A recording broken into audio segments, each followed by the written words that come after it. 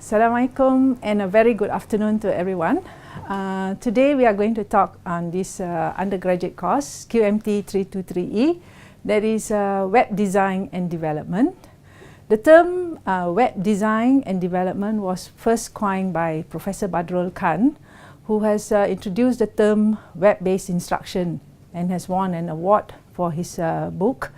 And it was done in 1990, and we have also paid a big tribute or warm tribute to Sir Term Berners-Lee for introducing the term World Wide Web. Okay? Because of the term World Wide Web, it has transformed the world into more transparent, connected, and also very resourceful today. Okay? So we would like to talk about the synopsis of this course. The synopsis of the course is, it has divided into two parts. There is, first is the design part, and the second is the development part. Okay?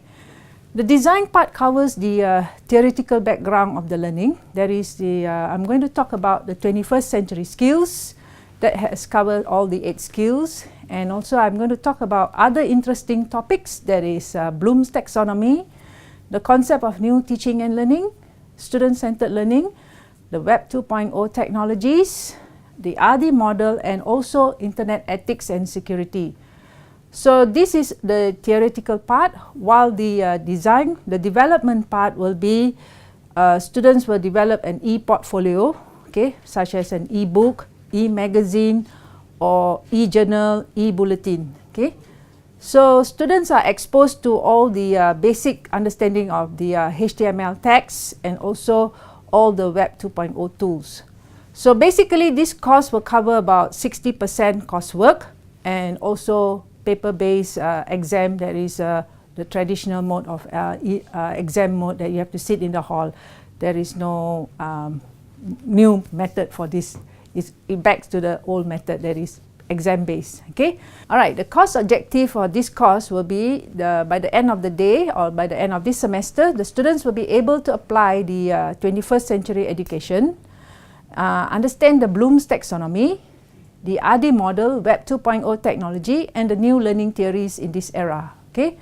And they are able to apply the usability principles to design and develop good website, and also able to employ the basic HTML text to develop a good website. So they will understand how the behind the scene of the HTML text that will develop a good website. And then they will be able to discuss the web ethics and security in the web design and development. Okay, so after developing the website, the students will understand the ethical issues also and the security issues of web design and development. So they will understand more by introducing to all the ethical issues and security. Okay, so by the end of the day also, the last objective of this course will be able to develop a good website by applying all the theories that have been taught and the principles that was discussed. Okay, today we are living in the 21st century education, in the 21st century. So our community vibrancy, personal quality of life, economic viability, and personal competitiveness depend on a well-rounded citizenry and workforce. So that's why we have to prepare our students today so that in line with what we want in the nation building today. So we have the 21st century skills. We will have the 4 C's, that is life and career skills, learning and innovation skills, and also we want them to know information, media, and technology skills. Today we are going to talk about the 21st century education, because in today's world, we want the students to be global awareness, to have an awareness on the global issues, the financial and economic business, and also entrepreneurial literacy. And also we want them to have civic literacy, health literacy, and environmental literacy. So the core subject for the 21st century learning will be involve all these literacy skills. Okay? And in the 21st century learning framework, we want the students to have life and career skills, that is flexibility and adaptability, initiative and self-direction, social and cross-cultural skills, productivity and accountability, and also some leadership and responsibility. And in the 21st century skills learning, we want the students to learn and also to be innovative. So learning and innovation skills, that is, it covers creativity and innovation, critical thinking and problem solving, communication and collaboration skills. And in the information, media and technology skills, we want the students to be information literacy skills. We want them to have information literacy skills, media literacy, and also communication and technology literacy skills. In the 21st century, we want 3 areas to be covered, that is knowledge, skills, and values. In the knowledge area, we want the educational context, the students to know in the educational field, the subject matter content, the context, the curriculum, and also we want the pedagogy of how teaching and learning be done. While the skills, we want the students to know the pedagogical skills, the interpersonal skills, the reflective skills, and also the administrative and management skills for the teachers. Okay, and values, we want students to believe and respect themselves, okay, to have good values, and we want them to have a concern or care for others, and to share and collaborate, and also the students have some desire to learn and to promote themselves to a better person. So developing 21st century skills, we want students to be critical thinkers. When we say critical thinkers, we want the students to be very open-minded. Okay, so they are not close to one angle only. They are very open. They can accept things, and they see the world. Okay, that is what you call open-minded. Okay, and then they can also engage in problem solving. That means they can consistently cultivate higher thinking skills order. Okay, higher thinking skills. So they can solve any problem that was given to them. Okay, and also they can analyze, reason, and evaluate. If they are given some tasks, they can reason out and also evaluate why such things happen. And then students will be able to collaborate with one another, not only with the same group of people, but around the world. Okay, when we say collaborate, because we have all these social media, social tools, we can collaborate from one country to another country, from different university to another university around the world. So when I say collaborate, we want students to work in a social network. Okay, and when we say critical thinkers also, we want the students to make real world applications. So when they see something that is happen everyday life, they can apply in the situation, and they can think critically. Okay, so allow the time to develop critical thinking skills. Okay, and also they can communicate clearly and accurately, and also they can reflect on what they have learned. Okay, so when I say reflect, means they can think back and write into a journal. Okay, what they have done throughout the whole journey of their learning. So they can write into a diary of what they have learned from the day one right up to the end of the day, recall back. So that is called a reflection of learning. So in the 21st century skills, we want them to have beyond the 3 R's, okay, reading, writing, and spelling. So we want they have new skills in this world. Okay, so we want the students to have leadership skills. Okay, they are the leaders of today. Okay, they are not the backbencher people. They are digital literate. Okay, because we have all the technologies that are being awarded now. So they are digital literate. The students can be able to communicate, good communication skills, and they also have emotional intelligence. Okay, they have affection, the feelings. Okay, and also they have entrepreneurship. That is, they are able to become entrepreneurs. Okay, they can think of what alternative besides what skills that they have learned, and they can apply in the business world. Okay, and they are global citizenship.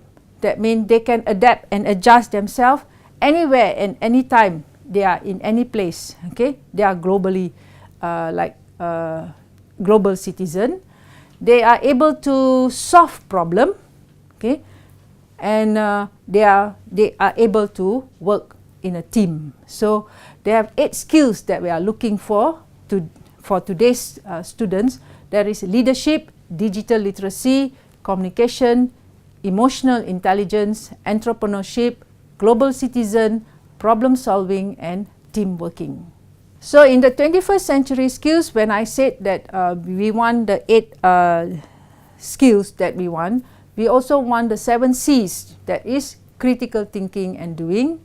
They are creativity, collaboration, cross-cultural understanding, communication, computing. There is ICT literacy, career learning, and self-reliance.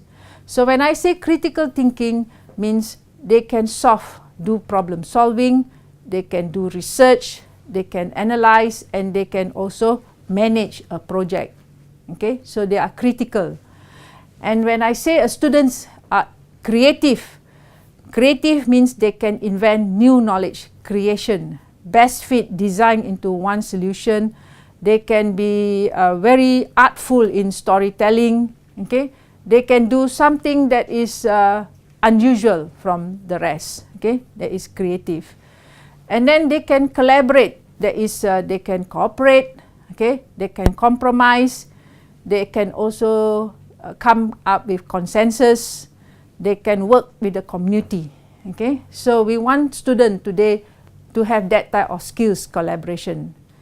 And we want cross-cultural understanding, because we live in a diverse ethnic, okay, in a multiracial country, especially like in Malaysia, we are called the melting pot of the country. So we want students to understand each and everyone's race, ethnic, and culture. Okay, so understanding everyone's culture is very important, because we will fit into one's world. Okay, so cross-cultural understanding. And then communication, we need them to craft messages and use media effectively. Okay, so they can understand, they can speak, and they can write, they can create messages and write in a good simple English, okay, or whatever language that they use. Okay, so communication doesn't mean only English, but it can communicate in other languages also.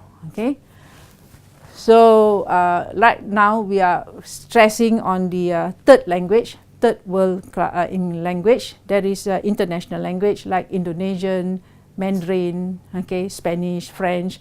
So students are encouraged to learn Koreans, yeah, all this international language, so that they can communicate around the world, so that they can become, like what I said, a global citizen. Okay, computing, ICT literacy, effective use of electronic information and knowledge tools, so they are able to use all the electronic or ICT tools, okay, which everyone nowadays they have all these gadgets around. Okay, and they can manage to change themselves.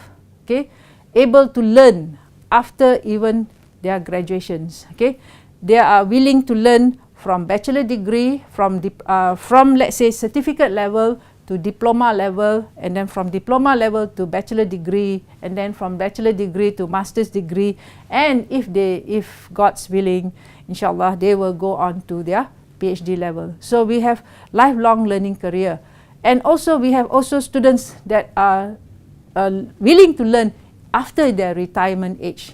Okay, so we want career and learning, and also self-reliance. So why we are talking about all these 21st century skills today? Because we are dealing with the generation gap of people.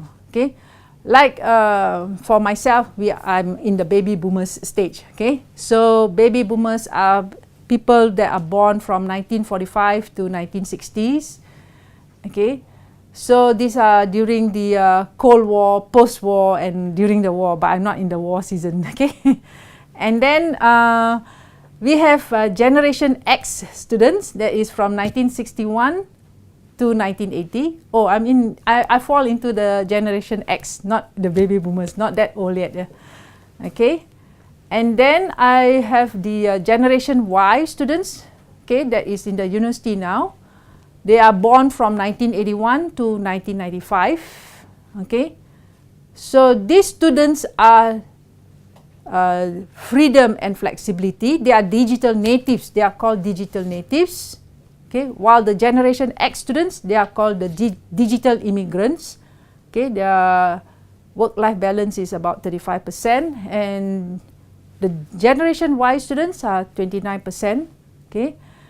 And those born after 1995, they are called the Generation Z students. Okay. So right now in the university, right now I'm dealing mostly, they are all Generation Y students. That is, they are born between 1981 to 1995. So these are all digital native students. They are born with tablets, smartphone, okay, and they do a lot of text messaging. They have these social media, online and mobile, okay, learning. In the 21st century learning, we want the approach, the learner-centered approach. So 21st century is more into learner-centered rather than teacher-centered, and it is media-driven and is personalized. Okay, so when I say learner-centered means it's the other way around. Those days when we were teaching, it's all the time teacher is always right. Okay, you must always listen to the teacher. There is no such thing that you can question the teacher. Okay, but today is the other way around. Students are free to ask. Students are free to browse through any information. Okay, they are media driven, and they are personalized. They can learn at any time, at any moment. Okay, and they are self-directed, and they can learn at their own pace, and they are very rich with media, data rich. Okay. So they have a lot of information, lots of resources that they can get, okay, from the internet, from the book, from the phone, from anywhere, okay, all sorts of media. So learning are very diverse and interdependent for these students. So in today's learning, it is an old school versus the new school. Okay, in the old school, the media that was used was the rod, the pencils, textbook, slate, and then the chalkboard, typewriter, teaching machines, test card, slides projector, overhead projector, and videotapes. Okay, you still remember all those? We have to do the video recording, and then we have CD-ROM at one time, very famous. Okay, and we have calculators, highlighters. Okay, but now in the new schools, students are exposed to the internet. They have the laptop. Okay, they are using emails. We have interactive whiteboard, e-books. Okay, and also nowadays, every students have smartphone. Okay, okay, and we have also social media around. So social networking is the main thing. Like now, all educators will have to use Facebook as one of the tools to engage to the students, okay? To connect or to communicate with the students is the Facebook. And also, YouTube is also one of the favorite resources to use. YouTube, where a lot of resources can be found in the YouTube. So this is the new schools of teaching and learning now, okay, where students are more networked to the more socialized in the networking. Okay. The new trends for e-learning today is the most significant transition towards mobile learning, okay, where there is an increased role for games in online learning, more interactivity than just PowerPoint slides. Okay, students will be able to interact to one another. And there is also a massive open online courseware that is called MOOCs. Okay, and also students will be able to understand HTML5 and also responsible web design courseware. we wanted to talk about 21st century education. We are living through an educational revolution. The pace of change is staggering. Schools, regions, entire countries are turning education on its head and redefining the experiences of students and of teachers. The impact is felt by millions of children And their families around the world. Let's consider for a moment the world in which they live. A world with so much knowledge it's hard to grasp. People are creating 2,000 new websites every hour. They are uploading 35 hours of video every minute and watching 2 billion YouTube videos every day. By the time they leave school, teenagers average nearly 1,000 Facebook friends. They connect with people thousands of miles away as if they were in the same room. They consume, produce, and communicate information in previously unimaginable ways. They truly are the children of a globalized world. And where are they heading as they grow up? To a hyper-connected world with more people and fewer resources. A busy and competitive world full of uncertainties. A workforce that is more mobile and better qualified than ever before. And careers that span multiple jobs, positions and skill sets, some of which haven't been invented yet. In response, education leaders are making big changes, building 21st century skills, using enabling technologies, and personalising learning to engage students in diverse and creative ways. In South Korea, schools are switching to digital textbooks so students can study anytime and anywhere with online hours recognised as school attendance. In Denmark, students are using the internet while taking exams. They can access any site they like, even Facebook, as long as they don't message each other or use email. In the USA, ultra-personalised learning approaches allow students to create their own individual schedules. Their interests and performance are logged daily to generate playlists of learning options, with teachers' time freed up to mentor and supervise students. Learning can happen anywhere and everywhere.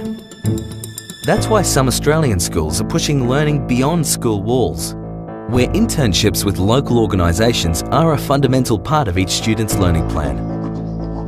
Distance learning programs are connecting seriously disengaged students with online learning communities and personal mentors to help them rediscover their love for learning. The opportunities for 21st century education are immense.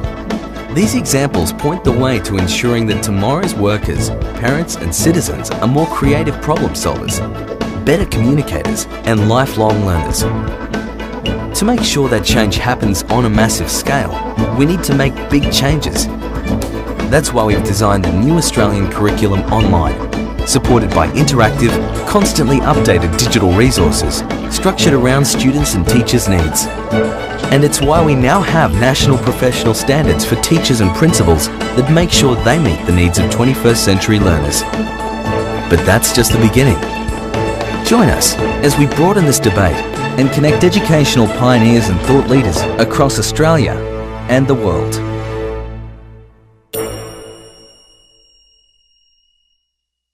The components of the 21st century classroom consist of the real-world education, where we can do online courses. We can do also learning analytics. We can also do games and gamification, okay, where teaches some online games, educational games. Learning analytics that helps teacher to access top concerns of the achievement of the related to their students. And then we have open source textbook, okay, that is the Open Courseware. And also we have integration of social networkings, okay. So in the 21st century classroom, we want all this to happen so that they can adapt to their learning styles, boost students' motivation, and enhance the material that is being taught. The components of the 21st century classroom consist of a digital projector, an interactive whiteboard, and then we have the audio and visual system, where it consists of digital projector, the DVD or the VHS player, the cable TV tuner, and the audio system. And also we have the teacher laptop, where the teacher can operate with the students.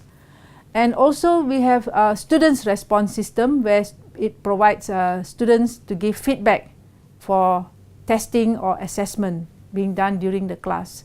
So these are the components of the 21st century to happen, like online courses, the interactive classroom, games. So we need all these instruments. Okay. So for a 21st century classroom, it emphasizes on the effective use of technology, okay, and encourages students to develop learning skills that involve various applications. Okay. So this will involve real-world specimen.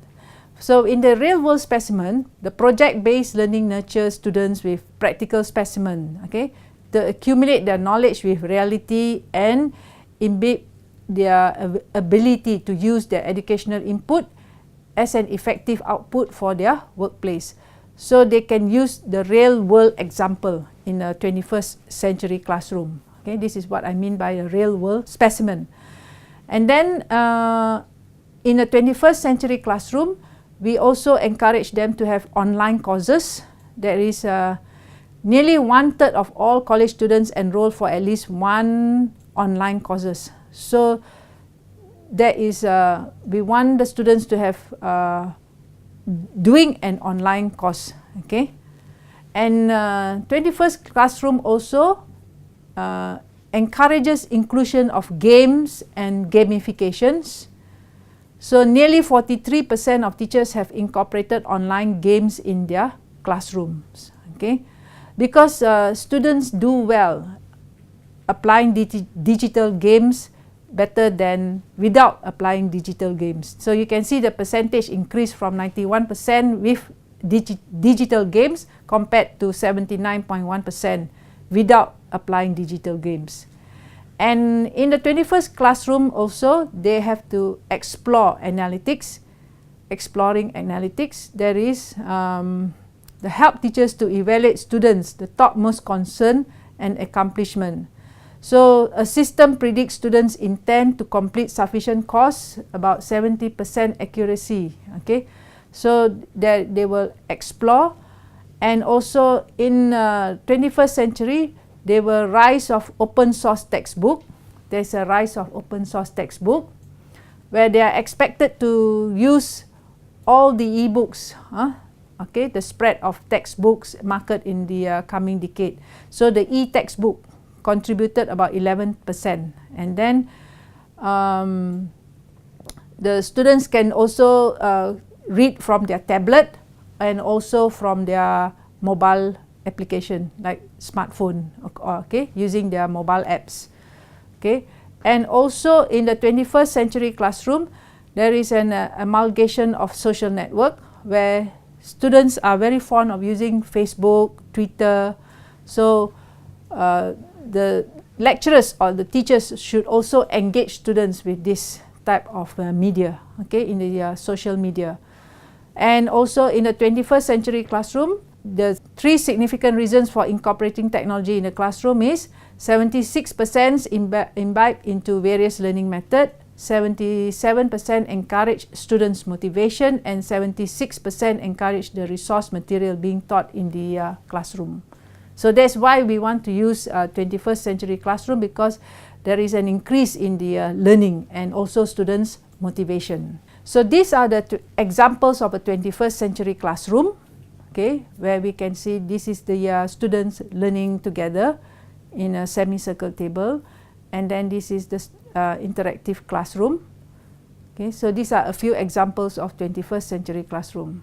So in the 21st century education, we encourage the teachers to use blended learning. When we say blended learning, it means that it is a mix of traditional and online learning. Okay, when we say traditional, it is a hybrid of teaching and learning. Okay, so when we say traditional learning, it means that it is synchronous, teacher pace, summative is the feedback, okay, where summative evaluation.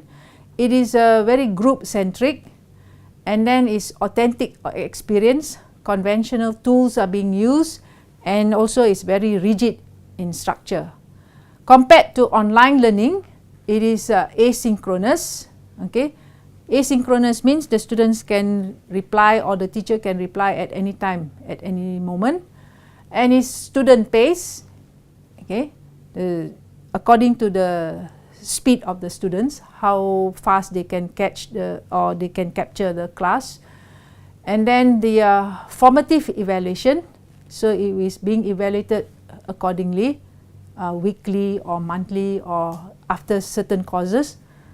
And then it is individual centric and is fabricated experiences, is using digital tools, okay, like what I have explained to you all the smartphone, the mobile learning, and is very flexible.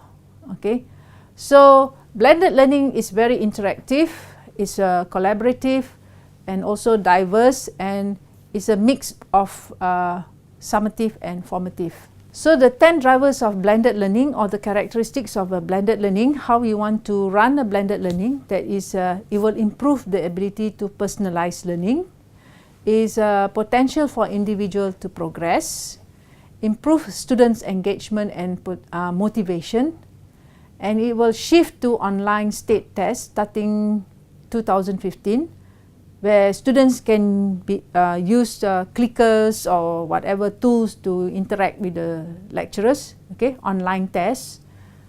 And then we need to extend time and to stretch the resources, okay, and also potential to extend to reach effective teachers, okay, and ability to improve working conditions. And also in the blended learning, it will decrease device costs, and students and parents can adopt to learning apps. And lastly, applying blended learning can narrow the interest of digital divide. Let's watch the blended learning video now. So a lot of smart people at the moment seem to be talking about blended learning. They seem to think that blended learning could be the next big thing in education. And they may be right. A lot of teachers are already trying it, and they've been having some success. But what exactly is blended learning? Well, in a nutshell, blended learning is a mix of face-to-face learning and online instruction. And as long as you have those two things in your teaching, you're doing blended learning. The key is to get the right mix for you and your students. Now, I like to think of blended learning as making ice cream and strawberry dessert. Now, both these two things are really good on their own, but when you mix them together, you get something even better. Now, here's a more concrete example. One teacher I know records videos of herself explaining maths theory, and then she posts these videos onto her school's learning platform. Because the learning platform is available online, her students can watch these videos when they're not at school. After they've seen them, they have to do a quick test. And the test is important because the report tells the teacher how well the students understood the theory. And this means that she can plan her next lesson accordingly. It means that she can make more effective use of her class time. She can spend it going over things that her students found difficult, answering questions they may have, and practicing what her students learned. Now, according to the teacher, she loves this because it lets her spend more time with each individual student. This example also shows us something important about blended learning.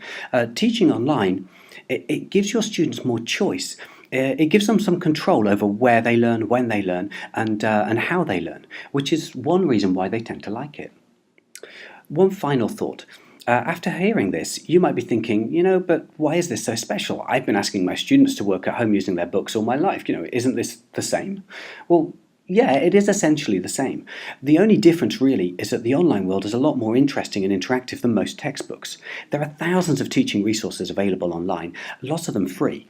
And there are tests that are marked automatically, there are educational games, and loads of tools that will get your students' imaginations flowing and help them achieve more. Also, with the advance of learning platforms, all of this can now be done within a safe and secure school-controlled environment. You can create an online learning environment that's only available to you and your students, so you know that they have access to what they need without having to visit any external websites. So that is blended learning in a nutshell. I hope you found it useful. So in order to understand people learn, the teachers need to understand the learning styles of a learner, because people learn in different ways. Okay? Some they are natural, some they are linguistic, they are verbal, they have logical, mathematical, some learn visual or spatial, some through kinesthetic or body or touch, okay? Some through hearing, okay, musical. some through interpersonal or intrapersonal. Okay, so they have to understand the learning styles of the students. So the 7 styles of learning will be visual learners. Some are visual learners or spatial. These learners they prefer using pictures, images, and partial understanding. Some students, they are oral or auditory. They prefer sound and music. Okay. Some are verbal. There is linguistic. That means the students prefer to use words rather than speech and writing. So they are good in words. Some students, they are physical or kinesthetic.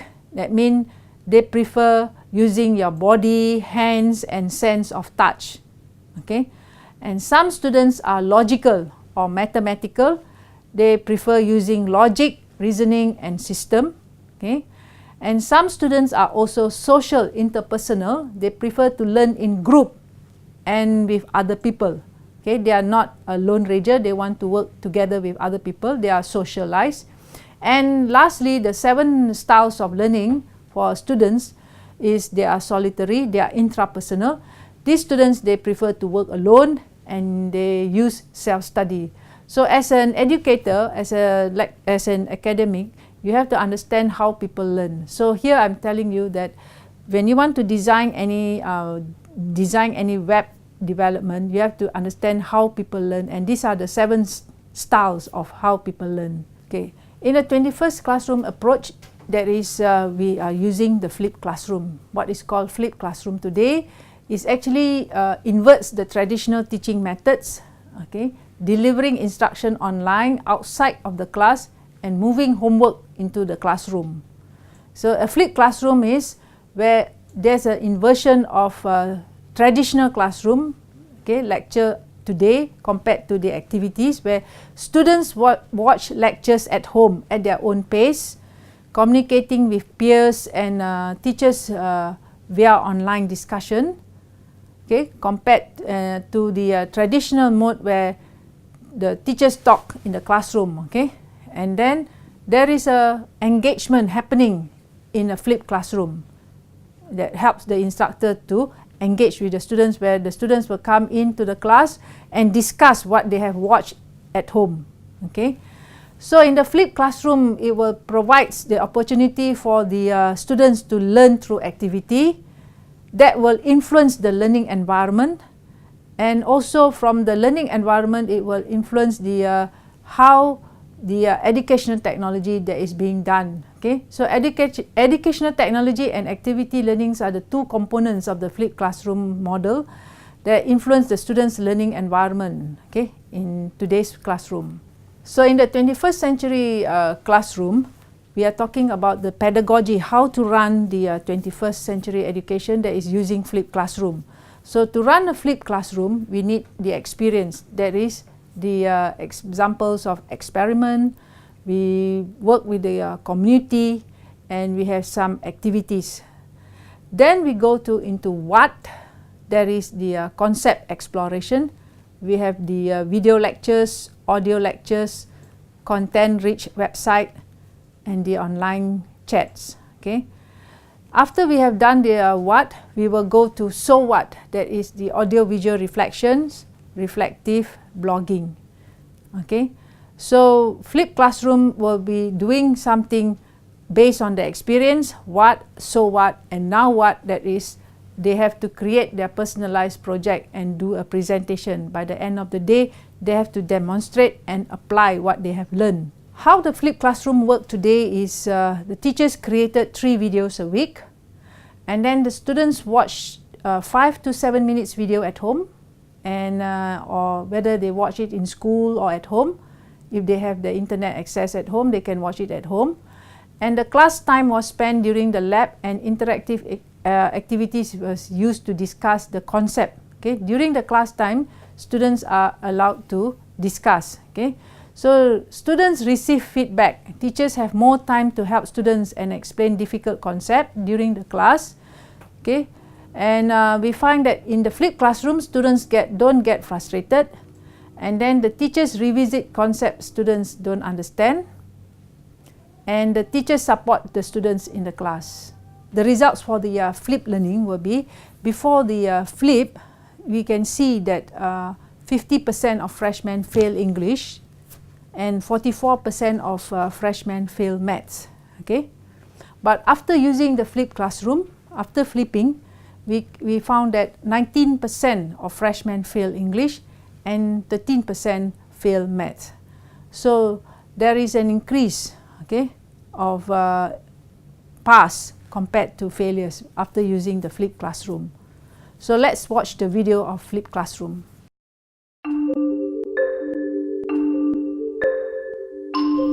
Every day, 7.2 million students walk into classrooms throughout the United States. These classrooms generally look the same. 30 students sit in rows of desks, taking notes in their notebooks, while the teacher stands at a whiteboard teaching a lesson. Regardless of ability level, each student receives the exact same information at the exact same pace. As Ms. Jackson presents this same material, the students respond differently. Tommy gets it, while Allison is bored, and Maria is lost. At the end of the day, these same students head home. While at home, they sit at the kitchen table doing their homework and trying to remember what Ms. Jackson said. Students like Tommy make it most of the way through the homework, while others, like Allison, find it easy and fly through it.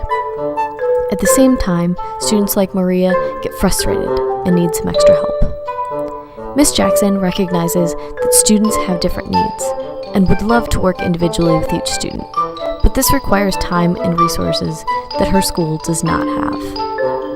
One solution to this problem is the flipped classroom. Here's what it looks like. While at home, students sit in their rooms watching videos of the lesson that Ms. Jackson assigned. Tommy is still able to work at his normal pace. Allison is no longer bored because now she can use this new technology to fast forward through the easy material. And Maria is no longer frustrated because she can review the material that she didn't understand by pausing and rewinding. When she really gets stuck, she can get help from her classmates. New technology platforms like Moodle and Edmodo make it easy for her to chat online with her classmates. Just as the homework is different, the classroom is different as well. Instead of standing in front of the room speaking, Ms. Jackson walks around the room. She checks in with Tommy as he works collaboratively with some students. She pushes Allison further with some more challenging work. And she helps Maria with the pieces that she still doesn't quite get.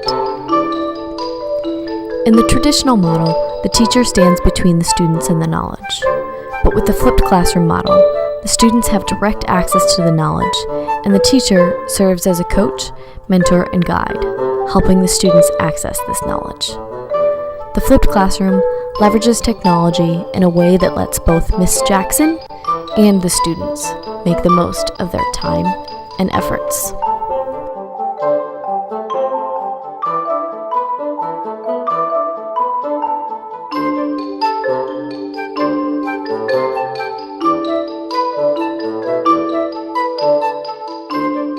Okay, that's all for today. Thank you very much and hope to see you all in the next lesson.